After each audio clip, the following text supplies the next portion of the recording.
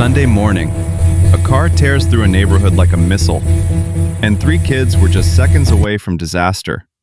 The driver crashes, takes off on foot, then forgets the one thing that can't run. This isn't just a crash. It's a near-fatal decision, almost 100 miles an hour in a residential neighborhood, ending in twisted metal and a driver vanishing into the street. He tries playing dumb, but the trail he left behind tells the whole story. Just after the call comes in, deputies are rolling up to Lexington and Tyler. Witnesses say the driver, black male, red shirt, ditched the car and ran. In situations like this, there's only one question that matters first. Is anyone hurt? Within the first minute, they confirm something huge. There are 3 little kids tied to this scene. Somehow, no one's injured. But that doesn't mean this was fine. Because if the timing is off by just a few seconds, this becomes a tragedy. Where is he?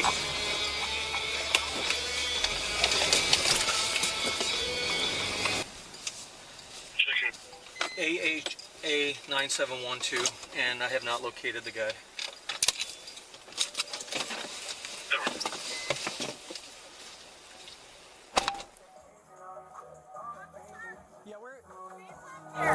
Okay, is anybody hurt? No. Thank God there's 3 little kids. We're going to go get the kids. Okay. This is the mom. Okay, but nobody's hurt? No, we're inside. Thank Okay, God was this a parked car? Yeah. Okay, do we know where the guy went? That's what I'm trying to find. He went there. He had a red shirt on. Okay, black male?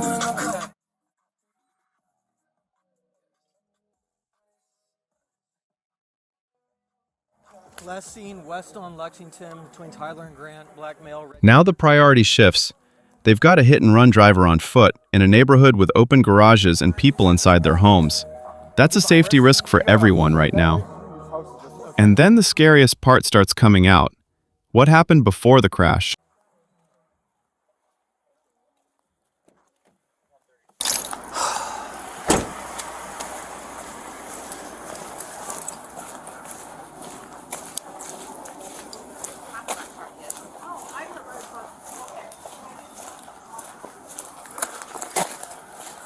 Sam 124 headquarters, copy a second 28. This will be a struck vehicle.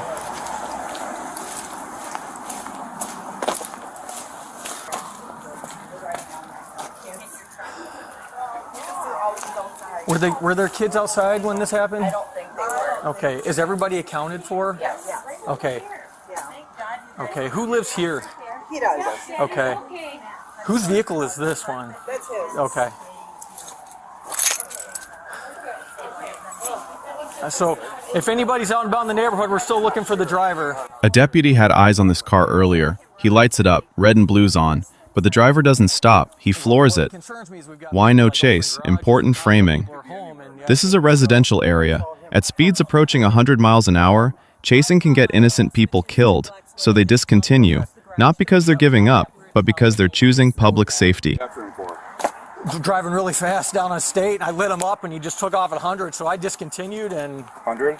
he had been going at least 100 down the street. Yeah, I saw That'd that. be my guess. I stopped way back there Well, because this is end game, man. There's houses there. You I can don't make know. that turn. I don't know. Can I get your information? Do you have a driver's license or whatever for your vehicle? And then insurance information. It was parked, correct? Okay. Yeah, no, I just got home. Had to park theirs and get the kids. We're gonna go. So. And I just want to confirm everybody's accounted for. Yeah, we're good. Okay. Alrighty.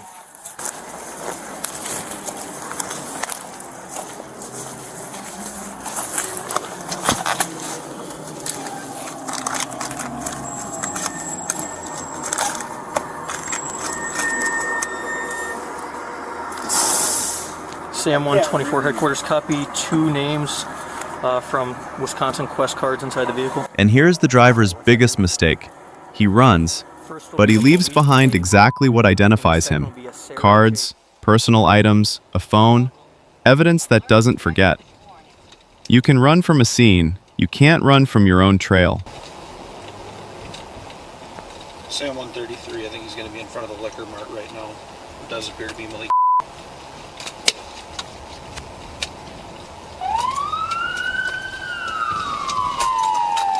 Minutes later, officers spot someone matching the description near a liquor mart, and then you hear it. the moment the foot chase ends. Punchy line, match the arrest command.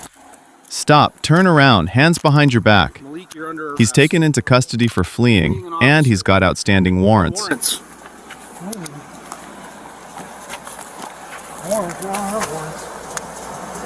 That's what you fled from officers like last week for, isn't it? The warrants? What? I haven't even been in town. Just keep playing stupid, whatever. I I don't haven't care. been in town, bro. I just got out of jail a couple days ago. Okay. Well, maybe you got picked up on the warrants. Right across the road here. 133 headquarters. 10-2, Malik's in custody.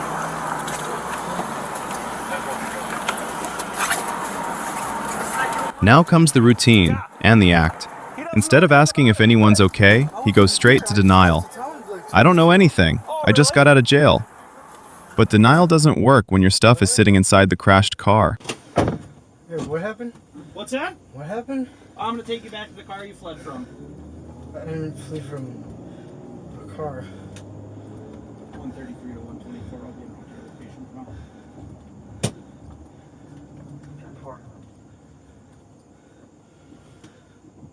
I literally just. So I got. Hey, I got warrants from last week. Well, that I don't know. I didn't realize you got picked up on those. Yeah.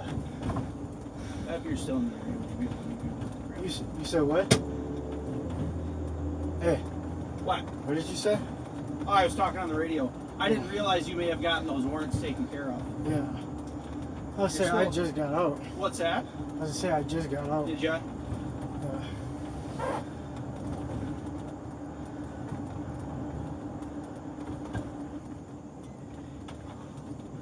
Damn.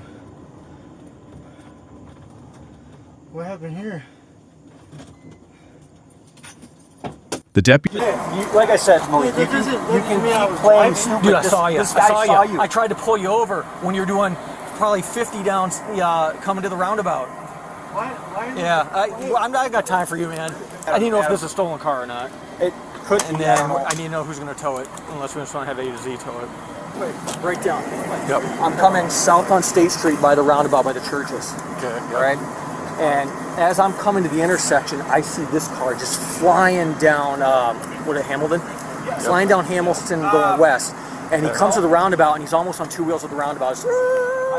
And he just keeps going. He sees me and just goes. So then I go through the roundabout, light him up.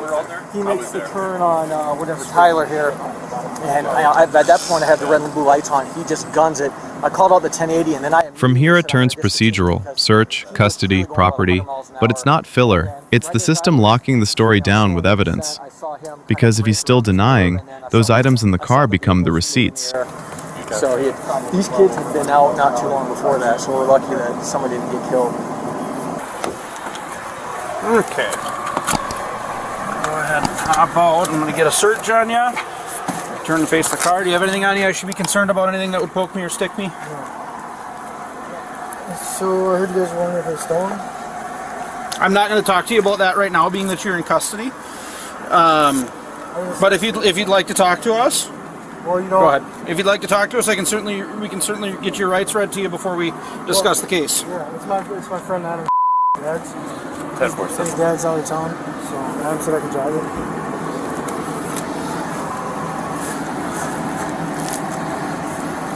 You guys know Adam here? Yep.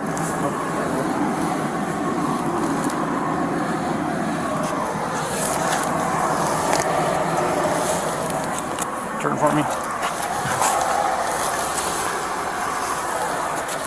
Okay. And then he To slips. this car. He tries to explain the car. If you're wondering if it's stolen, it's my buddy Adam's.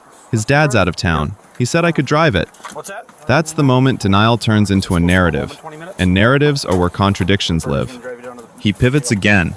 I wasn't running from the officer. I was running across the highway so I wouldn't get hit. What's that? But at this point, it's not about what he says. It's probably going to go into It's about what happened. A crash, a driver fleeing, kids nearby, and a trail of evidence. Now the only question left is accountability. How serious this becomes, and what the consequences look like.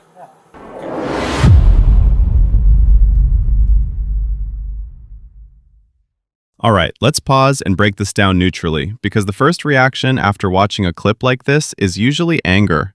and that hollow feeling of that could have been so much worse. No one was hurt, especially those kids, but that outcome was luck, not safety. Here's the timeline in plain English. Step 1. Officers try to stop a speeding car, lights on, and the driver takes off. Step 2. Because it's a neighborhood, they discontinue the chase to protect the public. Step 3. Moments later, the car crashes and the driver runs on foot. Step 4. Items left in the vehicle, cards, phone, personal property, help identify the driver. Step 5. He's located and arrested, then immediately tries the classic move, play dumb, deny, and talk his way out. A lot of people ask, why not chase him? And I get it, because everyone wants the instant ending. But high-speed pursuits in residential neighborhoods are how innocent people get killed. Open garages, driveways, kids stepping into the street. What stands out here is restraint. They didn't chase to win, they backed off to protect the community, and then they switched to what actually closes cases, evidence and follow-up. And that choice, backing off, may be exactly why the driver thought he got away, long enough to make an even bigger mistake. Most people who flee are betting on two things. 1, nobody got a good look, and 2, nobody can tie them to the vehicle. But the car becomes a silent witness. Cards, phone, personal items, that's a fingerprint you can't argue with. You can deny with your mouth. Evidence doesn't have to raise its voice. This is a textbook psychological shift. First, I don't know anything, the safest denial. Then, I just got out of jail, a way to control the narrative and lower expectations. And then the slip. It's my buddy's car, trying to pre-answer, is it stolen, while accidentally pulling himself closer to the driver's seat. Once you start telling stories, you create timelines, and timelines can be checked. The most revealing moment is when denial turns into explanation, because that's where contradictions usually show up. I'm not going to pretend we can sentence this from a clip. Charges depend on the jurisdiction, the DA, the record, and the full report. But generally, the risk clusters into 3 buckets. 1. Fleeing or eluding, not stopping when an officer signals you to stop. 2. Leaving the scene or hit and run, crash, then leaving. 3. Reckless endangerment or similar, extreme speed in a residential area where people, especially kids, can be present. The emotional weight here is that nobody got hurt, but the risk was real, and in a lot of cases, the law doesn't ignore risk just because tragedy didn't happen this time. 3 takeaways. No lectures, just reality. Lesson 1, drivers. The first mistake might be fixable. It's the chain of decisions afterward, fleeing, denying, escalating, that turns a bad day into life-changing consequences. Lesson 2, neighbors, witnesses. Witnesses matter. Descriptions matter. Direction of travel matters. But don't chase. Don't become the next emergency. Observe safely and report what you can. Lesson 3, big picture. Discontinuing a pursuit can be the most responsible choice in a neighborhood. Accountability doesn't always look like a high-speed chase. Sometimes it looks like patience and evidence. But the video leaves a few questions hanging. Questions that usually decide how this goes. Who actually owns the car? Was the buddy's car story true or damage control? What were the warrants for? And did that fear drive the decision to flee? And the biggest one, will this be framed as panic after a crash or as extreme disregard for public safety? If you want, I can do a deeper, neutral breakdown on how prosecutors typically argue neighborhood speed plus flight plus crash cases without sensationalizing it. Now I want to hear from you. What was the moment he truly lost control of the narrative? A. Running from the crash. B. Claiming, I don't know anything. C. Saying, it's my buddy's car. Drop A, B, or C in the comments. I read them all, and I'll pin a few strong takes.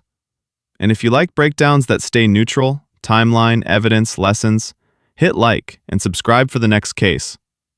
Last thing, back to the detail that matters most, those kids. This was a normal morning in a normal neighborhood, and one reckless choice almost rewrote everything. Luck showed up today, but luck is not a safety plan. If you want a follow-up format, either a deeper legal-style breakdown or a top 5 signs someone is playing dumb in a police encounter, comment breakdown. and I'll build the next upload around what you pick. Thanks for watching. Stay safe out there. See you in the next case.